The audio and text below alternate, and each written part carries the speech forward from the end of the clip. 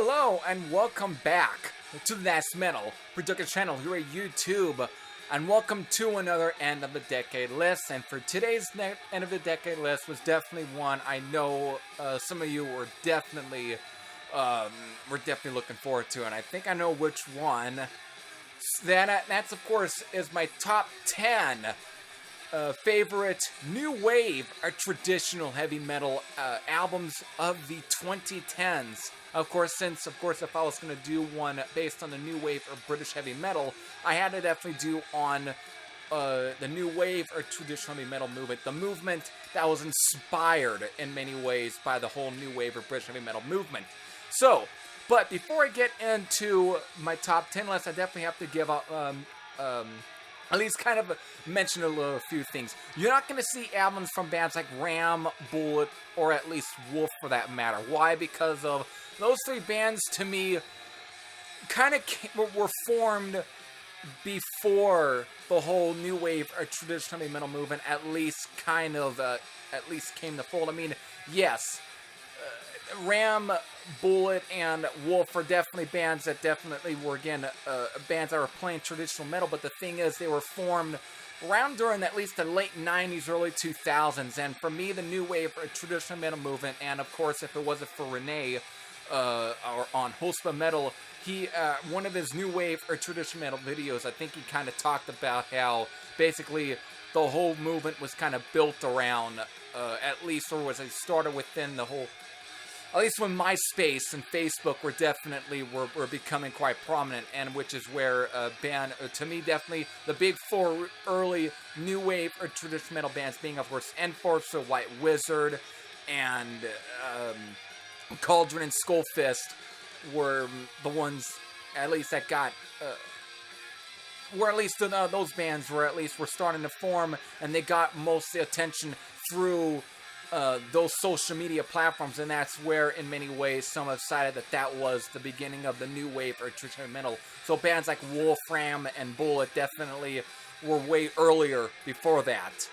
So I know that definitely rambled through on that, but I just wanted to kind of at least let that be known. So without further ado, let's get into the actual list. So coming here at number 10 is the album that's playing back in the background. This is a very obscure band, which is something you're going to see within this video. There's plenty of some obscure ones here, but this one is definitely a more newer one, though. Definitely, I would say part of maybe the fourth wave or fifth wave, I guess, of the new wave or traditional metal movement, because again, it seems to be spared in waves, and I will probably get into that at some point in time to at least elaborate more on that.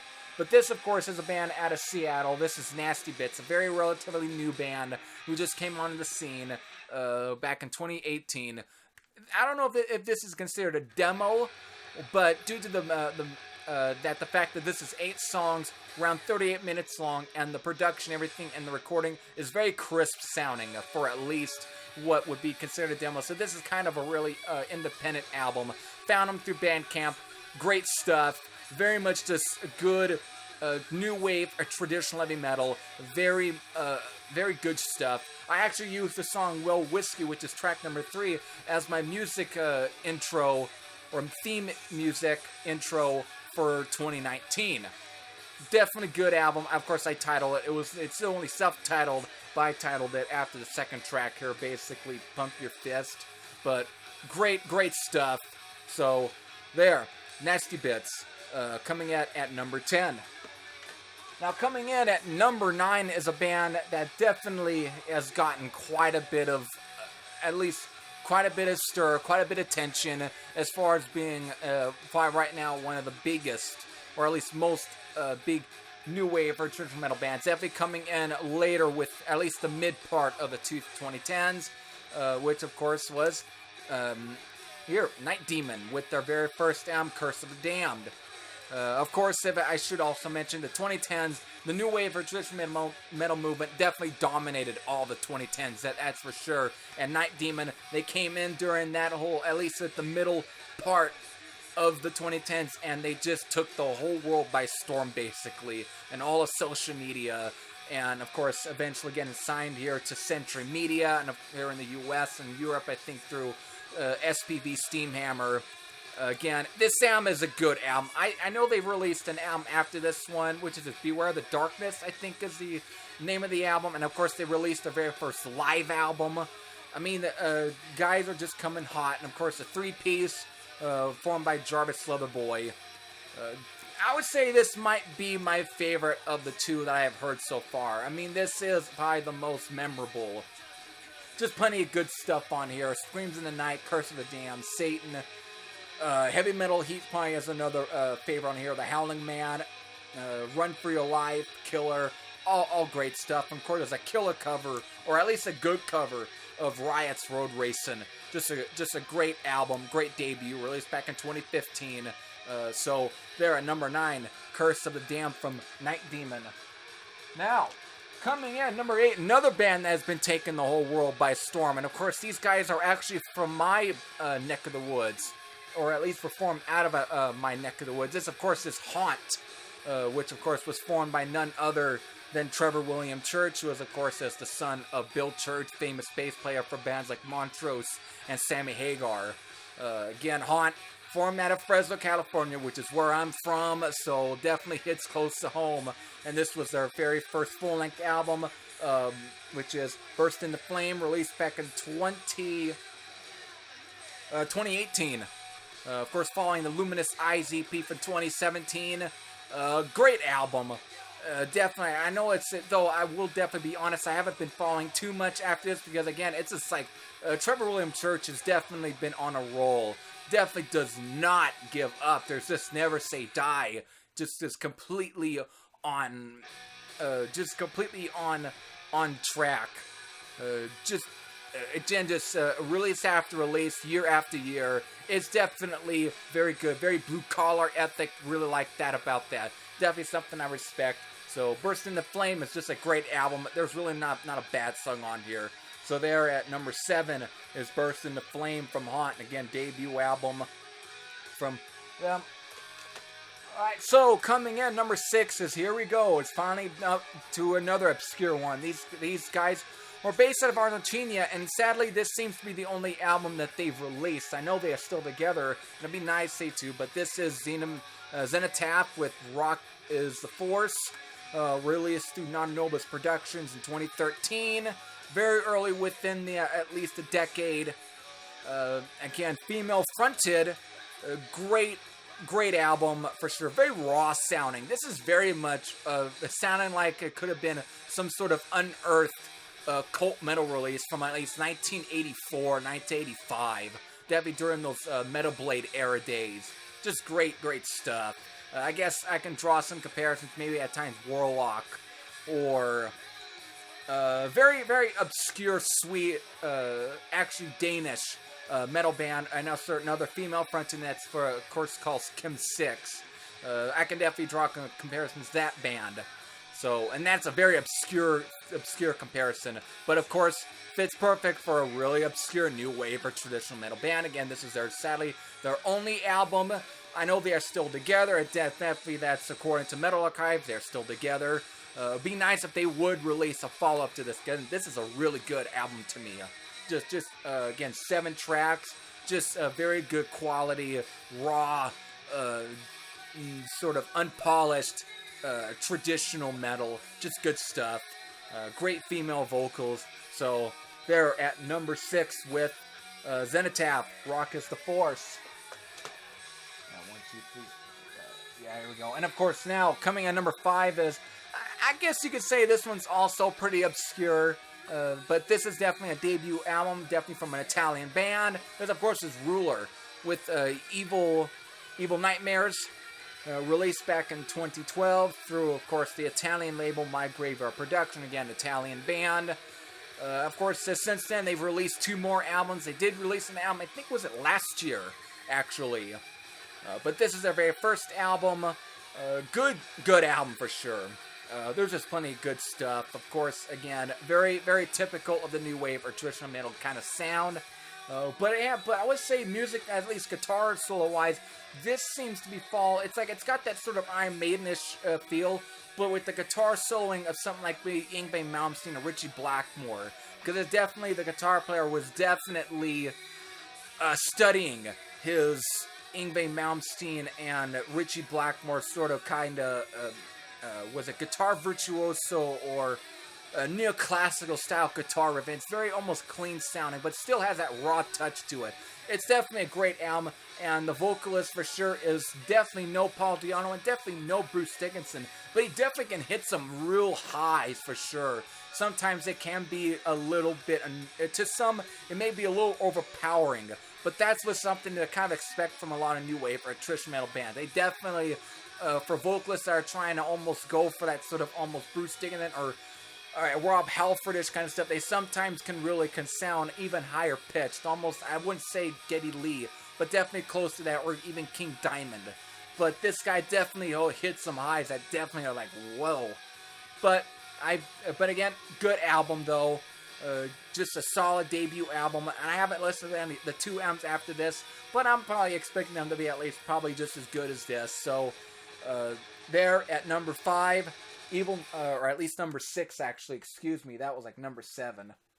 I know, though through here you're probably getting a better, at least within the titles here, at least a better which number is that. So I'm definitely losing count because I'm definitely going right through. So there, number 6, Evil Nightmares by Ruler.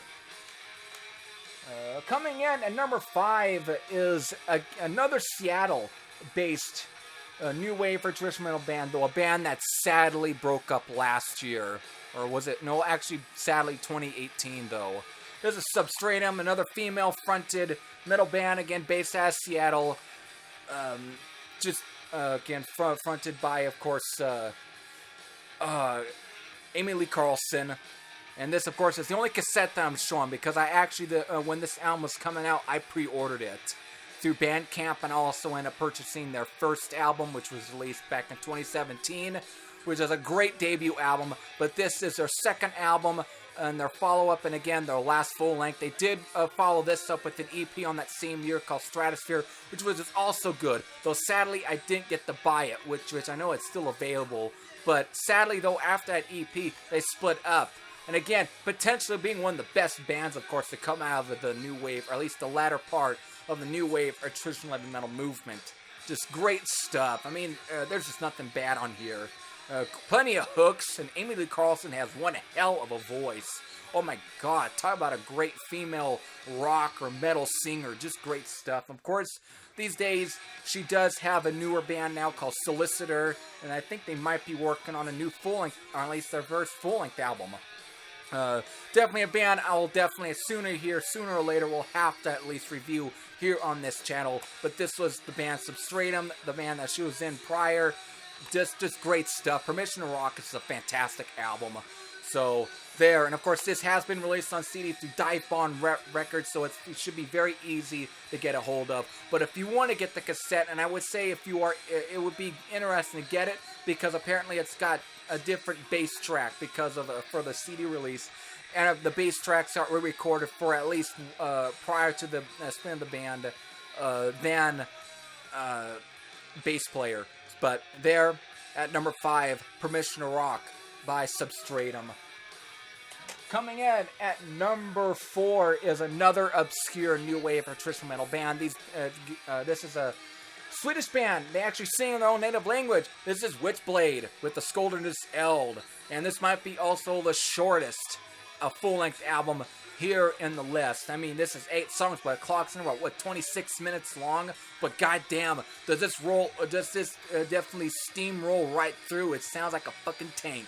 It just goes right through you, and you don't even expect it. I mean, you do probably have expected you're dead.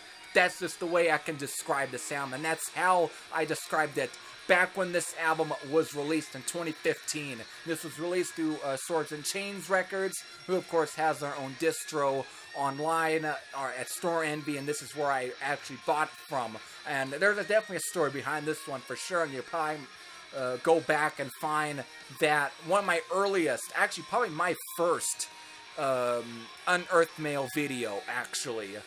But still, this is a great album. It's raw. It's definitely raw for sure, underproduced, but it just adds to the whole magic of this album. It's just great. And the vocalist definitely has almost like Lemmy-ish feel, though very Swedish still. Almost sounding a little closer to the guy from Heavy Load, which is definitely can be said as like what a mixture between Motorhead and Heavy Load. That's the best way I can describe this. Fantastic stuff. There's nothing bad with this album. And I hope they do end up releasing a follow-up to this album, because right now this is their only full-length, and it's damn good. So, this coming in at number 4 from Witchblade, A Scoldiness L. So, coming in at number 3 is a band that seems to have been that's definitely been, well, I guess, that's been definitely flying pretty high. I was going to say take a flight, which was definitely, kind of give away which band this is. This one, though, being a Norwegian band, this is Flight, with their debut album that was released back in 2015, that same year, released through Bad Omen Records, and after this, they would definitely release an album after this through, of course, High Roller Records, but which I haven't gone around to listen to that album, which is quite sad. This album rocks. This is a great album. Probably the most almost late 70s, early 80s sounding of these bands. It definitely sounds like some unearthed new wave or British heavy metal record, but it's great stuff though. Again, great band, nothing bad on here. I just love this album all the way through, and even the whole image and everything, it's so vintage, which is what the whole new wave or traditional metal movement was all about. It was about trying to get a sort of retro feel, make it feel vintage and everything. So this was a perfect example of what the movement was all about. So there, Flight, the debut album, coming here at number 3. So what's coming out number 2? Surprisingly, coming at number 2 is, of course, probably, like I said, when I was going in through my synopsis, I guess, of the new wave or traditional metal movement and what were the bands that started it. This band being the pioneers, the one that definitely kicked off the movement. This, of course, is Enforcer, and the album I picked, well, it's this one. It's From Beyond. I know they had, again, 2 albums prior to this one. Yeah, they just had 2 albums prior to this one, which again, the very first time was actually released in the later part of the 2000s, which was Into the Night. Then they kicked off the 2010s with, of course, Diamonds. Then, of course, in 2013, they came back with Death by Fire. So 3 albums prior to this. And this was their 4th album, released back in 2015. And oh my god, did this dominate my fucking CD player. This was literally on the speakers basically almost every day and almost 2 times a night. This was a phenomenal fucking album from Enforcer, and could very well be my absolute favorite album from them. This is, to me, the pinnacle for me of Enforcer. Everything about of what I would say what was good about Enforcer is, to me, all balled up into this album. It all culminated up to here. What a great album. There's just nothing bad on here, from the heavy to the first speedy riffs, to even the sort of almost a galloping, proggy, or very melodic songwriting of this band. This one does. There is some progginess to it. The very last track, Mask of Red Death, oh my god, what a great ending track. This is, for sure, my absolute favorite album from Enforcer, and sadly, it's an album they will never, I don't think they will ever top. Would love to, but it's just better just to kind of leave these words at least left at here. So there at number 2, From Beyond, from Enforcer. So what's number 1? Well, if you know me, you know how much I love this fucking band. And I'm glad they're now releasing their 3rd album this year. This is Ambush with their debut full-length album, Firestorm. And this is my number 1 new wave, a traditional metal album of the 2010s. What a great debut album. I discovered these guys back in 2013 through Strapato's Rare and Obscure Metal blog. He, of course, was or at least trying to definitely get this band out there, because they had just released a demo, and I was completely blown away what I liked from that demo. Then when I started getting into looking at a lot of High Roller Record stuff and looking at their site to keep in touch, just to keep myself in touch with what they were releasing. And High Roller, when they at least on the album section, listed this album. Now, of course, I know they had a single prior to this one, of course, that came after the EP. When this was coming out, I was definitely had to at least get it, because I wanted to support this band, because I liked what I heard from their demo. And shit, when that very first single came out, Natural Born Killers, I was on board for sure. And then when I got the album in the mail, dominated my CD player throughout that whole year. The sad part is, this wasn't my number 1 album of 2014. It was actually Riot's album